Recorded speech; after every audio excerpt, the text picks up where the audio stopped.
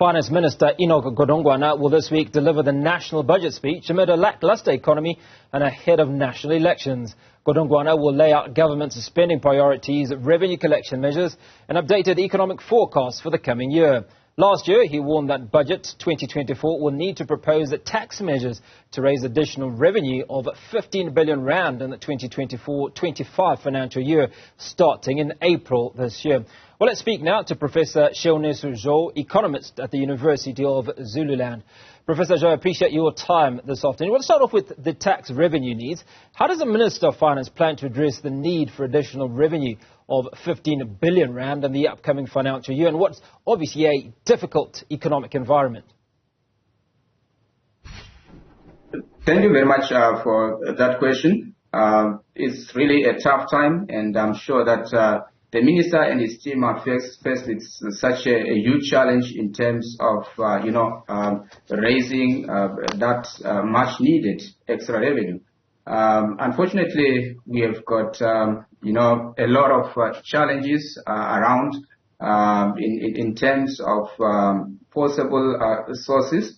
It's a tough time, but maybe from what they've projected, we expect some increase in terms of debt, although currently, the debt to GDP ratio, which has been forecasted to be around 74% this year. So we can expect that maybe they are going to raise more debt to cover in for that much needed revenue. We also looking forward, to intergovernmental transfers, where some of the monies that has maybe been allocated or that has been historically allocated to certain governments could also be channeled to, places where they think it's mostly needed. So it's like an act of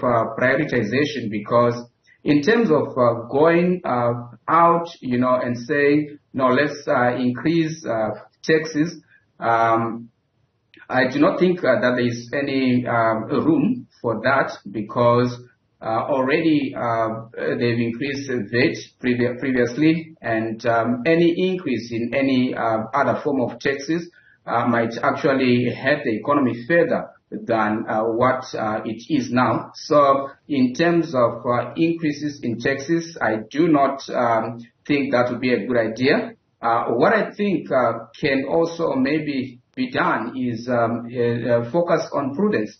For example, the administration of the taxes, we've seen recently SARS coming, all out to try and utilize, all forms of tax collection methods, and reminding, taxpayers, and also, going after those taxpayers that have not been paying taxes. So in short, it's actually a crunch time, and it's not an easy go for the minister and his team, but we hope that they will manage in this trying time, because the biggest challenge is that the tax base itself is growing slowly. If you look at the economic growth rate, which consensus is putting at only 1%. You cannot really expect much in terms of a boost in revenue. So it's some kind of a tricky situation. Unfortunately, it's an election year as well. So it puts us in a very tough position. But I'm looking at some increase in debt, whether it's going to be internal or it's going to be,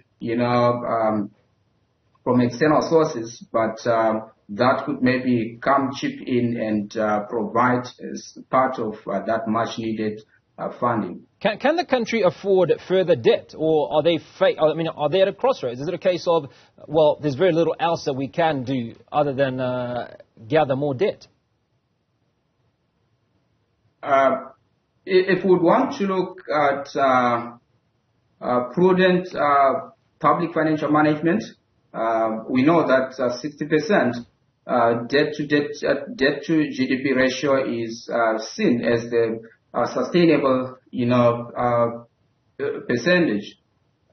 Unfortunately, in our case, the situation has taken us beyond that 60% sustainable debt, and it is a matter of trying to survive beyond that cut-off, and maybe in future then finding ways to backtrack and coming back to the normal zone. So just back to your question, in terms of affordability, it's a tough decision as well, because if we check with the debt service cost, so far I think it's exceeding 20%.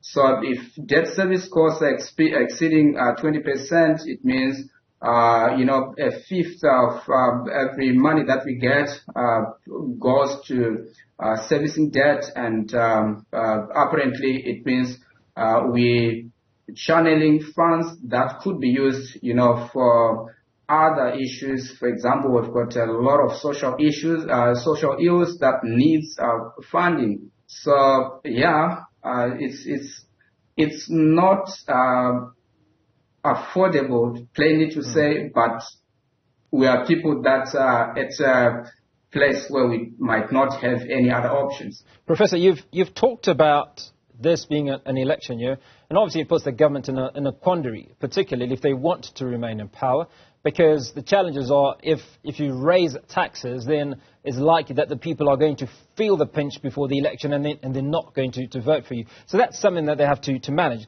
But let's talk about sin tax, for instance. If further taxes were increased on things like excise rates for alcoholic beverages, tobacco, etc., how much of an impact would that have on that figure of 15 billion that they're trying to raise?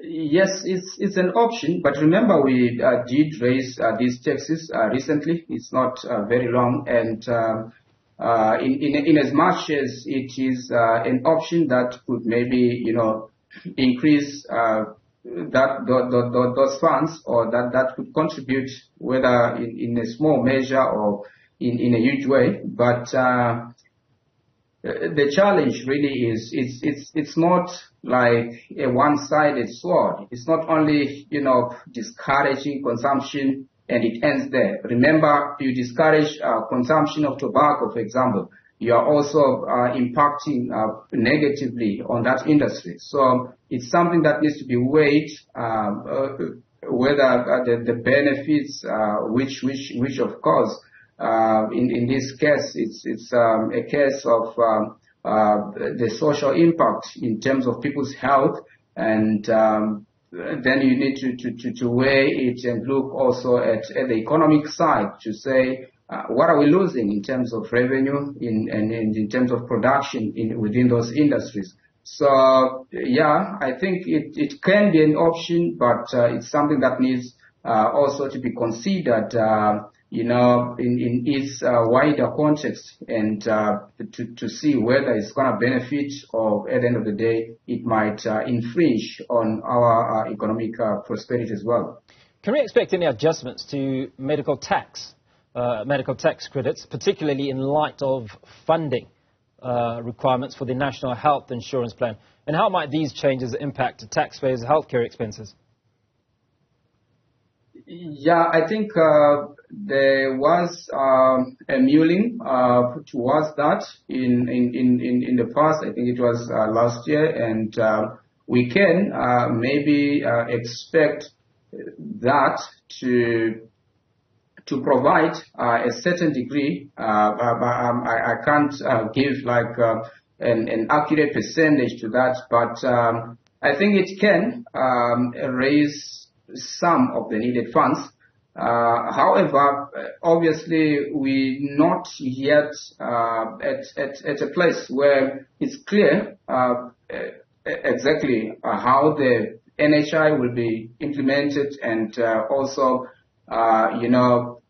whether the tax collector is willing to immediately, stop those credits. So if it happens, basically it will help because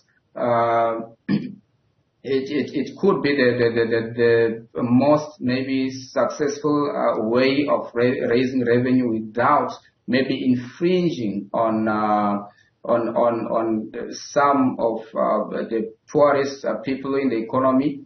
But at the same time, remember, it also does infringe on all those people in the working class that have been benefiting from this arrangement. So it can be definitely a source, and maybe it could go some way in addressing the needed revenue. But also, there's still a question of whether it's going to benefit the same people in the same way it was doing in the past, or it will not. Prof, I want to go back to the intergovernment transfers that you spoke about earlier. Now, only a couple of days ago, we learned that Treasury might withhold or take back close, I think, on 500 million rand that was due to go to the Swane government. From what if my memory serves me correctly, are these withdrawals or decisions by Treasury to withhold or to take back funds a potential fundraiser, if you will? Are these potentially mechanics that the government might be using, albeit as a penalty, a means of them then moving certain funds to other areas? You did talk about the possibility of a juggle of sorts, moving funds from one area of a need to or of lessening to one where there is need. Definitely, I think that's an option that is always there for the Treasury, and I think they are going to implement that because they're looking at areas of priority. For example, we know electricity, we know the logistic sector, transport sector as well. We know that there is an urgent need there, and we also know, like recently, we've seen NSFAS, struggling. So we could see, some reallocation of some sort from some of the areas to where there is urgent need. So I think it's an option that is going to be utilized. Professor Sheunesu Zhou Economist, University of Zululand, appreciate your time this afternoon unpacking those issues.